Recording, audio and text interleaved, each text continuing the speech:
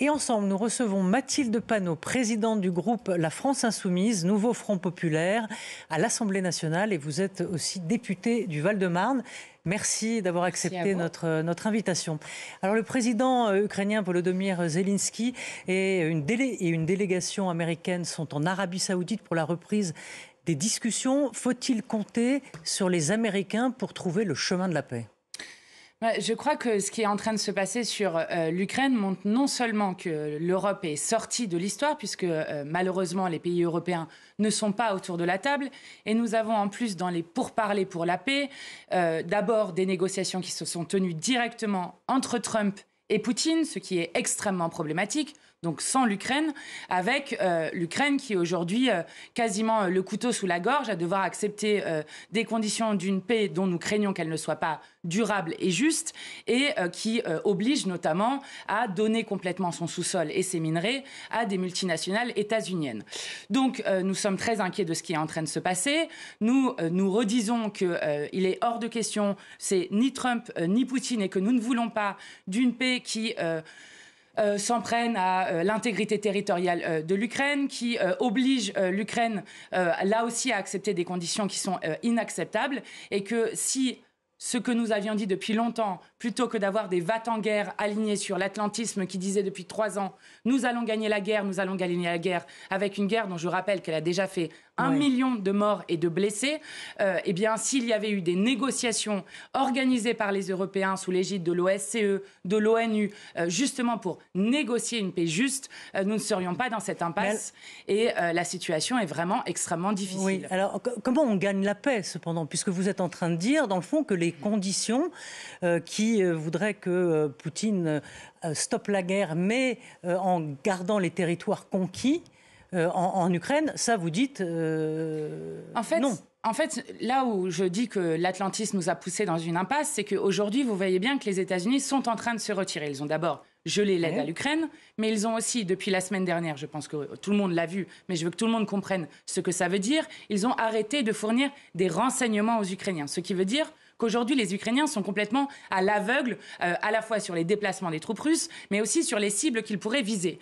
Donc, cela n'existe pas, et c'est pour ça que Zelensky est obligé d'accepter les conditions états-uniennes. Cela n'existe pas de pouvoir garder un rapport de force et de gagner une guerre sans les États-Unis, malheureusement, parce que l'Union européenne n'est pas capable de fournir ces renseignements aux Ukrainiens.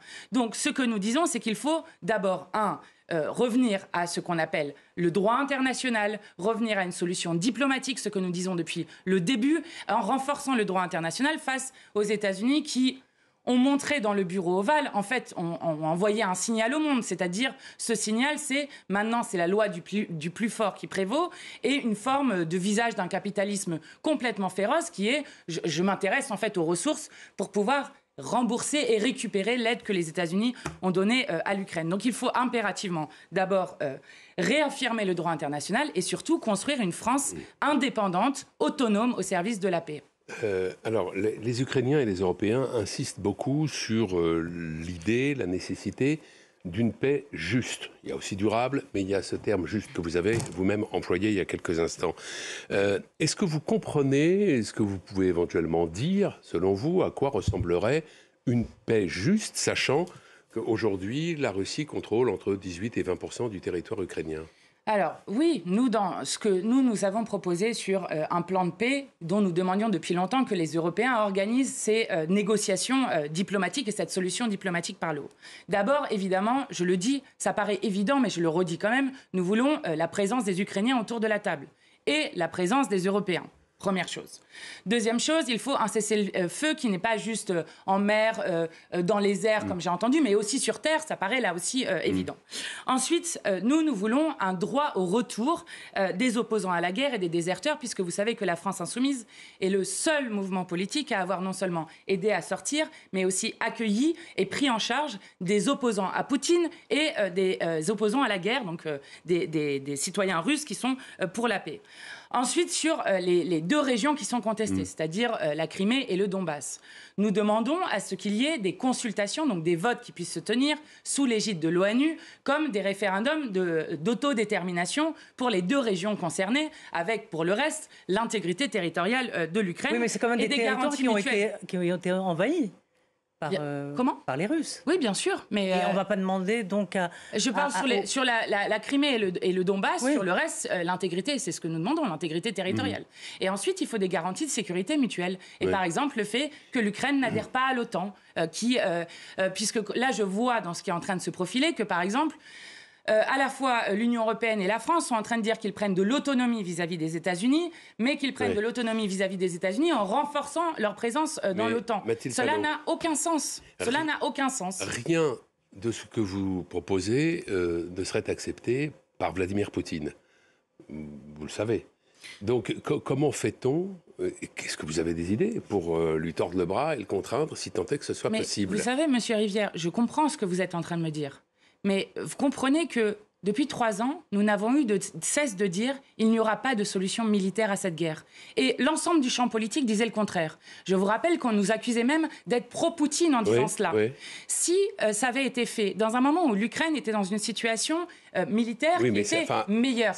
Parlons de l'avenir. Mais si, parce qu'en fait, on ne peut pas à la fois avoir une stratégie qui met tout le monde dans l'impasse et les pays européens en premier, et ensuite nous dire comment est-ce que vous nous sortez de là? Je vais vous dire, ce qu'il faut faire, c'est absolument renforcer les cadres du droit international. Nous n'avons que cela face à un Trump et un Musk qui ont décidé de faire du rapport de force à tout va. Et vous croyez que Poutine va plier devant le droit international en disant oups, je me suis trompé, je me retire? Eh bien, par exemple, si on avait des États-Unis qui acceptaient de continuer à aider l'Ukraine, parce qu'il faut continuer à aider l'Ukraine pour qu'elle tienne.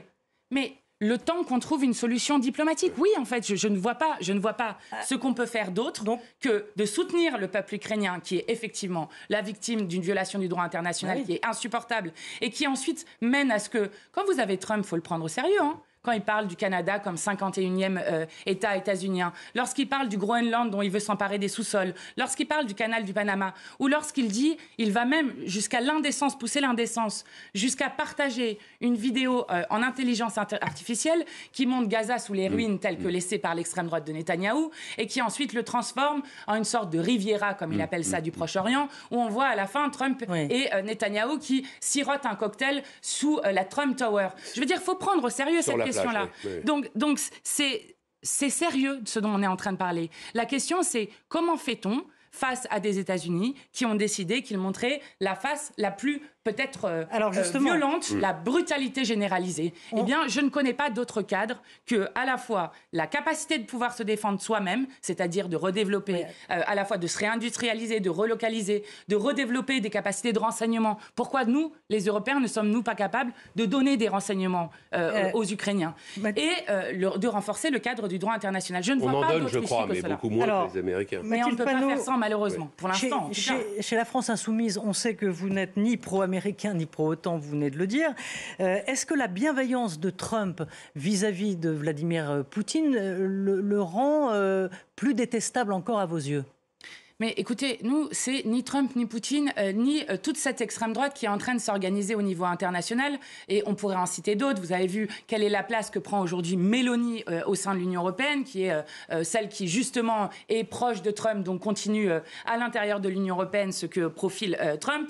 Vous avez Javier Milei en Argentine qui, avec sa tronçonneuse en or, propose de couper dans toutes les dépenses sociales et explique, par exemple, aux côtés de Trump, que l'avortement est un meurtre, etc., etc. Donc oui, nous avons un ordre international qui est en train de changer. Cet ordre international avec une extrême droite qui est en train de s'organiser et effectivement de faire prévaloir la loi du plus fort.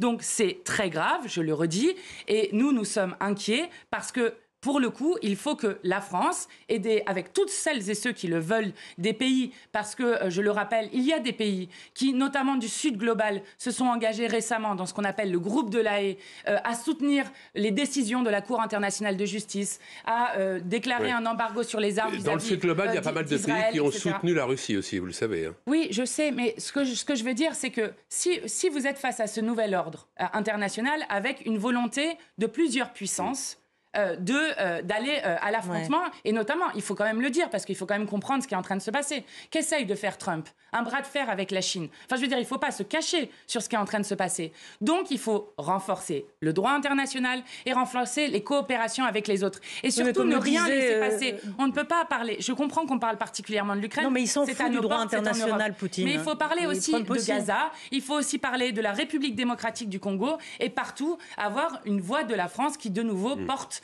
cette voix du droit international et du non-alignement. Une question sur l'Union européenne. L'Europe ne vous plaisait pas avant. Est-ce qu'elle vous plaît un peu plus lorsqu'elle ne veut plus être vassalisée et lorsqu'elle veut trouver se libérer du joug américain? Est-ce qu'elle vous séduit de plus, cette Europe-là? On va dire que moi, je comprends très bien qu'il y a une forme de lucidité qui arrive sur le fait que les États-Unis ne poursuivent pas les mêmes intérêts que les nôtres. Donc, je suis heureuse que nous, qui disons depuis longtemps qu'il faut sortir du commandement intégré de l'OTAN, qu'il faut arrêter d'avoir une politique uniquement atlantiste, je suis heureuse de voir que beaucoup réalisent que c'est le cas.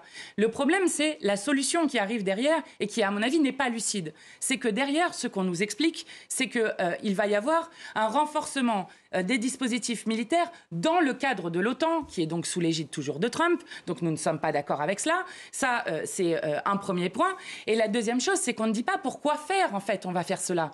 Parce que la question qui est posée, nous, si nous étions au pouvoir dans ce pays, puisque nous sommes favorables à une France indépendante au service de la paix, je ne dis pas que nous n'augmenterions pas nos dépenses militaires. C'est très possible.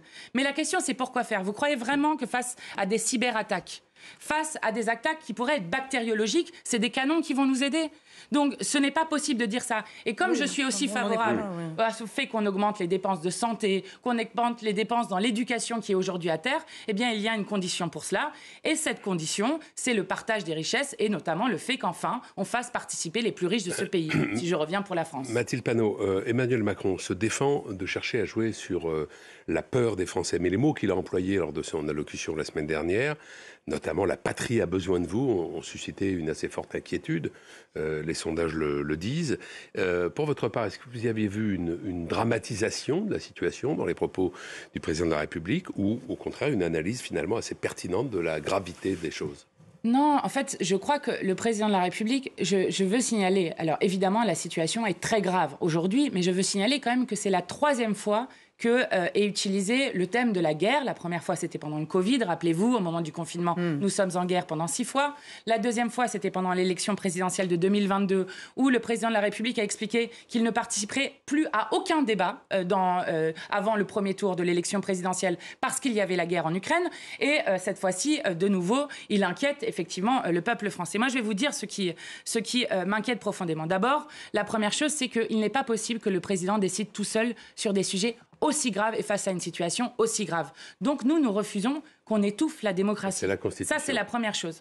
Oui, mais par exemple, la Constitution pourrait dire très bien que nous pouvons avoir un vote à l'Assemblée nationale sur les différentes stratégies qui sont faites et où, justement, il peut y avoir une discussion aux yeux et au vu de tous. Ça, c'est la première chose. Et la deuxième chose qui m'inquiète, c'est quand il appelle à du sang et des larmes dans l'effort du peuple français, donc à une sorte d'économie de guerre. Et nous ne voulons pas qu'on utilise une stratégie du choc ou comme au Danemark, on a pris par exemple le prétexte de la guerre en Ukraine, parce que pour le coup c'est un prétexte. Oui, mais vous dites qu'il faut une autonomie de défense. Pour mettre la retraite à 70 ans. Oui. Donc tous ceux qui sont en train de trouver un concours Lépine pour savoir est-ce qu'on prend l'argent des retraités, est-ce qu'on prend... Nous ne sommes pas d'accord avec cela. Mais comment on finance cette autonomie de défense dont vous parlez? Vous savez d'où vient l'impôt sur le revenu?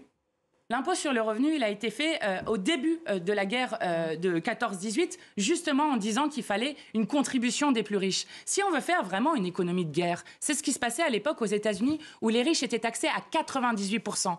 Vous savez, à l'époque, et ça, je vous le reprends quand même parce que c'est intéressant, en 14-18, donc en 1916, il y a été fait une taxe sur les super-profits, avec une seule voix à l'époque qui s'était élevée contre, puisqu'on disait, dans un moment de malheur national, c'est normal que les plus riches contribuent.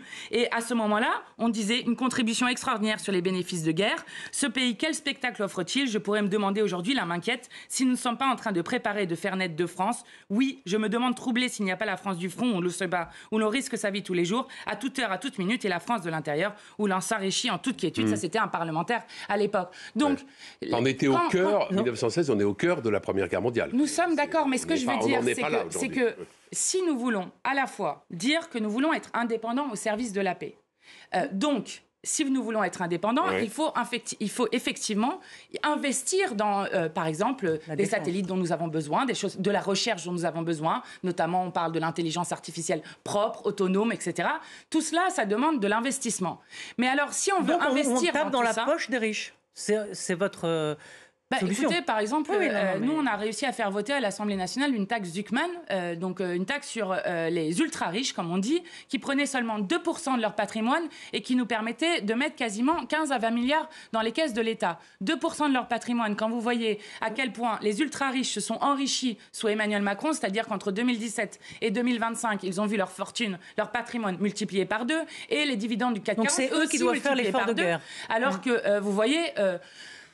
l'océan de malheur qui s'est répandu sous la politique d'Emmanuel Macron. Donc évidemment que c'est à eux de faire l'effort, bien sûr. Et je le redis, la question c'est pourquoi faire ? Parce que si c'est pour de nouveau être dans la roue des États-Unis, où à la fin on achète du matériel américain, parce que c'est ce qui se passe, on achète du matériel américain, ou alors on emprunte et on donne moins que ce qu'on doit rembourser derrière, ça ce n'est pas possible. Il nous reste assez peu de temps, Mathilde Panot. Je voudrais qu'on dise un mot de la Syrie, où au moins 1 millier de personnes alaouites pour la plupart, mais aussi des chrétiens, ont été tués ces derniers jours par des membres des forces de sécurité et des milices alliées.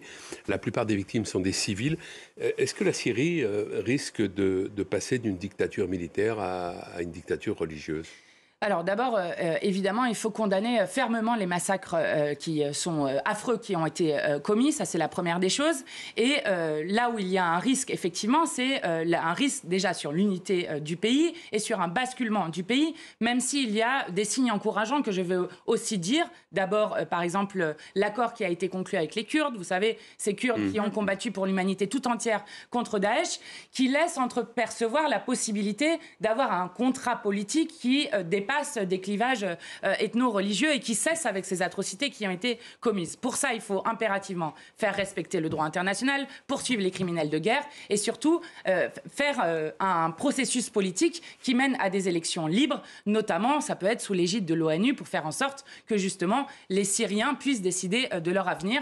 Et je le dis, face à une extrême droite qui s'organise dans le monde entier, eh bien, le 22 mars, il y a une riposte populaire à faire et on invite toutes et tous, à côté de 200 organisations, à manifester dans les rues contre le racisme et contre l'extrême droite. Mais on a terminé. Merci beaucoup Mathilde Panot Merci à d'être vous. passée sur le plateau de France 24 et RFI. Merci Frédéric. Merci, bonne soirée. Et semaine merci prochaine. à Flore Simon et à Camille Néran d'avoir préparé cette émission. Et merci à toute l'équipe technique. À très vite. Merci.